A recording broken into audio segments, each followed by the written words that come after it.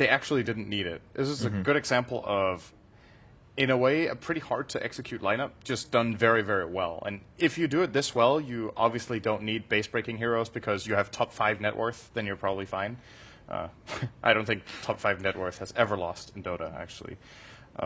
So they just did very well in their ganks. They utilized the Tusk very well, I think, a lot of the time. As Waga pointed out, Zeus got loads of Bloodstone charges, and it just seemed like they had a really good idea in this game about how far they could push their lineup in the fights with, like, disengaging, re-engaging. I think Hal's Queen of Pain as well in this game was exceptionally good at finding angles.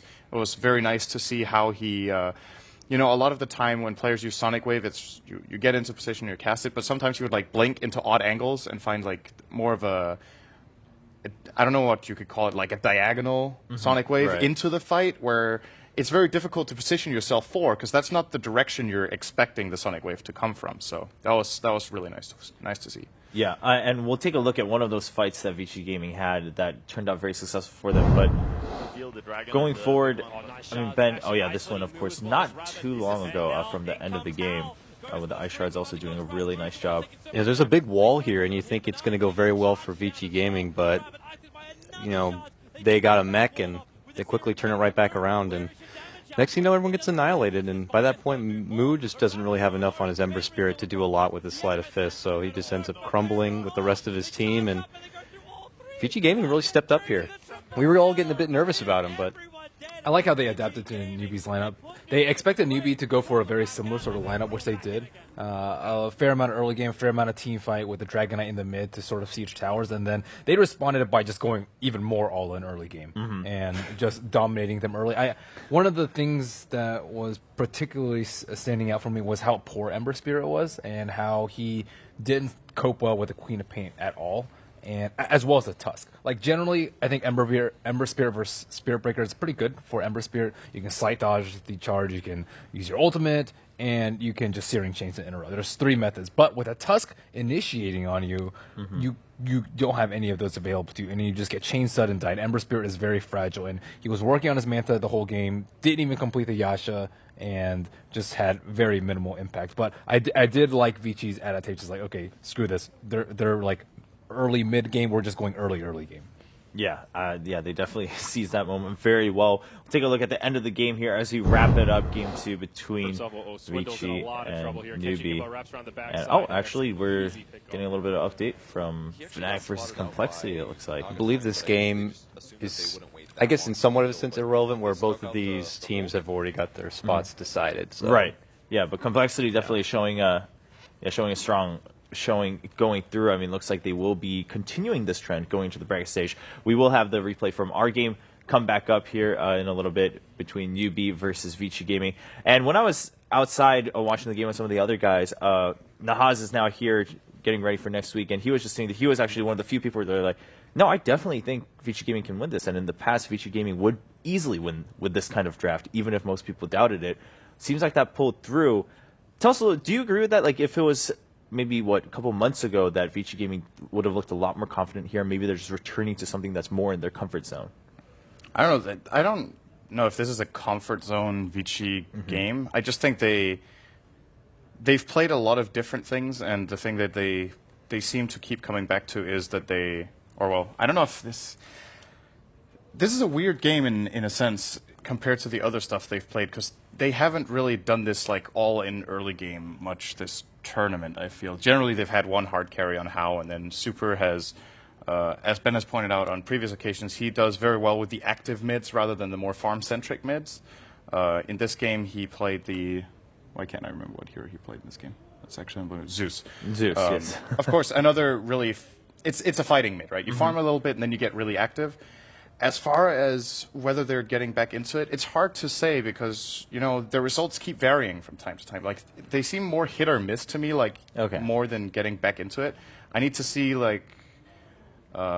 this was, I believe, was this the last game of the group, or do they have one more? I believe this was their last one. Yeah. So I need to see the best of threes from them, like where you can see the direct progress going on before we can really call them a top contender this time around, which for me is a surprise. I thought they were going to show up big. They've been middle of the pack, I guess, all in all, and maybe slightly above. Yeah. Dakota, what are your thoughts on Vici Gaming after this game? Well, congratulations, Ben. Zeus finally gets a win. I actually that's think true, he's yeah. 1-6 now. Coddle has yet to get a win. So That's the Maybe next we've one. seen so many gyrocopter picks because of the new Immortal. this is true. What about Oh. Night Stalker? What's his score? Is he one? I want to say yes. I want to say yes as well. I think I casted a game where he I've seen did 2 win. losses. But yeah, but Zeus was like the big standout where it's like way up there. He's yet to find success, and as I said before, even with the nice interject lineup of him and Bloodseeker, just hasn't found that win yet. But they get it here, and more or less the same thing for VG Gaming overall. They have a lot of emphasis on their early game. They succeed with their lanes. Hao's able to get a quick Orchid, which forces the Ember to try to go for a Manta, which is not your comfort grab for an Ember. And maybe the second they recognize, oh, he's got an Ultimate Orb and he's making this kind of commitment, we'll just pounce and take advantage of that. And he really didn't end up getting much more after that. So they took advantage of the newbie weakness and just exposed it. VG Gaming to me is a little discombobulated, I would say, just because if you watch most of Newbie's games prior, it's pretty similar to what they draft almost every single game, and their playstyle is generally very similar. However, they adapted to it in game number 2 and not in game number 1. If it were a team like EG, let's say, I think they would have already done their homework beforehand. They would have already been prepared for all the picks, and they would have stopped that sort of strategy right in its tracks. And the fact that they dropped the first game, even though it wasn't anything special from Newbie, is very worrisome for me. Although I think it does bode well for Vici in future best of threes.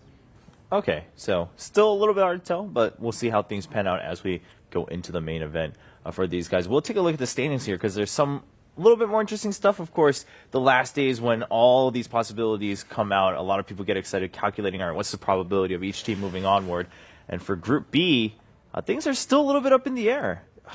I hate when it gets to this because then you have a team that's like, well, we're hoping that they draw and they get a win. If they blow their nose over there, we might be able to etch into that Type 4 spot. Yeah, this is where it really gets mad. So how many teams have 7 games played? It looks like only Vici. Yeah, so Vici Okay. is done, and we still have quite a few games left. Now, the important thing here is, I believe, if MVP Hot 6, yeah, if they win all of their games, and a couple other situations happen, like you said, maybe they blow their nose or something like that, Hot 6 still has a chance to contest for that 4th seed in Group B. So even though they only have 1 point, if they get right, That is if they get, super unlikely. it is very unlikely, right? They have to play. They have to play what Newbie and Empire. They have to win all 4 games. Yes. Hope eHome loses their games. Newbie draws with Vici, which did happen. So That's good. That's and good. then we'll have 4 teams tied at 7 for tiebreakers. So they still would have to battle through a tiebreaker. So it's still possible. There It's- is. It's So out you're there. saying There is hope. There's a chance Yes. for Hot 6. So Yeah, far, not they just have to win everything. Yeah, not Realistic probability, right. Not very likely. less than 1 digit. That is not possible. Point. one Okay. digit. What do you think, Ben? Who does eHome play? eHome has to play CDEC. eHome, yeah. And CDEC is currently 4-0-1, so they've won 4 of their matches. I mean, eHome beating CDEC is not that improbable. They did just, it in just the, because of the qualifiers, but in this particular tournament, CDEC's looking much better. So, Right. I mean, I think eHome is probably the most likely candidate for 4th slot, especially because they have 2 series left to play, I believe. Just one? one now. Did they Oh no, already they play do have. Virtus Pro? No, they have to play Virtus Pro. Yeah. Yeah. Virtus Pro as well as EG, right? Yeah. So, I don't know. It's First Pros will CDEC. CDEC, yeah. eHome has to play CDEC. okay. Either there's.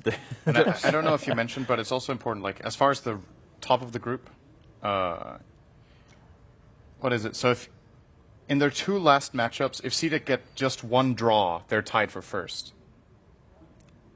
If CDEC gets only 1 draw. Because CDEC has 12 points and EG has 10, Right. and CDEC has 2 series remaining and EG has 1. But that No, one of them is EG. Yeah, So, so if EG they has dr- to beat CDEC. EG has to beat CDEC, but then if CDEC draws against the other team, oh yeah, then they CDEC actually have just to win needs because they would lose on heads up. To Right. win EG, 2 games. That's true. That's Yeah. it. They just Yes, need they to have to win win 2 2 games in That's separate it. series. That's correct. Yeah. That's true. Against So- either EG or eHome.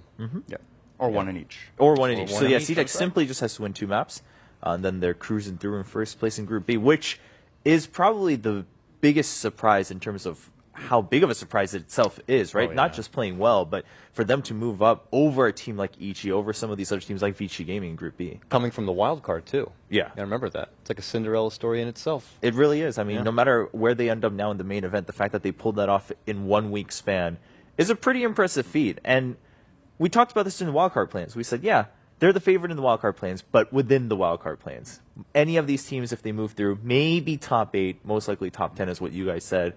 Now it's not looking like it anymore. CDEC definitely pulling a big shot here for TI5. Well, 2 of the qualifier teams already are top 10. That's very true. Or top 9, I guess. Or yeah, it's like it's weird to talk about top 10 because 9 through 12 is the same placement this year. There's 13, 16, 9 through 12, and then it's like 5, 6, and then each individual place after that, I think. So yeah. But Complexity and CDEC are already confirmed winners bracket, which means if you lose out from there, you're still 9th. Right. Because you skipped the first round in the lower bracket, which bumps you up that one step. Yeah. So That's they're true. going to be feeling pretty good about themselves. I mean, they've already secured, what's that, $215,000 right now for 9th through 12th. Something like that, I believe, So yeah. No big deal. it's pretty good going to that. No big deal. And Let's there's an just figure. interesting thing that was brought up yesterday is that if you win your first match in the winners bracket, you win $1 million. That's TI1 right there. Yes. That's Right. the grand final Yeah. right there. Talked about Sixth that. place this year is 1.15 million yesterday, and you jump up from the about 200,000 I said. So that Yeah, one best of that's 3 a is worth $1 million. huge difference. That's So absolutely you probably want to insane. choose your opponent that you can Yeah. beat. Right, Win and the yeah, easy that's million. why it matters so So- much. Again, I mean, sure, if you've already achieved somewhat of your goal, there's less pressure, but at the same time, when you're that close, like when it's only one match, it's not that you have to win the finals. That's a pretty big deal, and you're like, you get excited, right? You're like, all right, I want my best shot. Going back to it, though, again, Group B, nothing is set yet. MVP Hot Six still technically has that chance. If anything, they still have a chance to be able to select their opponents in the lower bracket. Just because they're at the very bottom of Group B does not mean they're down and out, and they simply just have to boost their confidence. And again, we talk about everyone having the story a little bit. Hot Six, of course, a bit of a nice story among themselves. We're going to take a look at Heen and his team's history coming into TI5.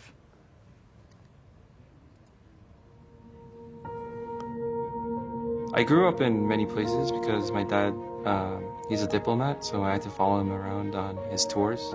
Every time we move, it's goodbye to my friends, and as I got older, it was harder to make friends. I started playing games at the age of 8 or 9. Our country had one of the first esports scene in the world, and even as a kid, there were professional gamers who were making big bucks and getting a lot of airtime, and the more and more I tried, the more and more it seemed like I could be one of those people. And by the time I was 22, I was playing competitively.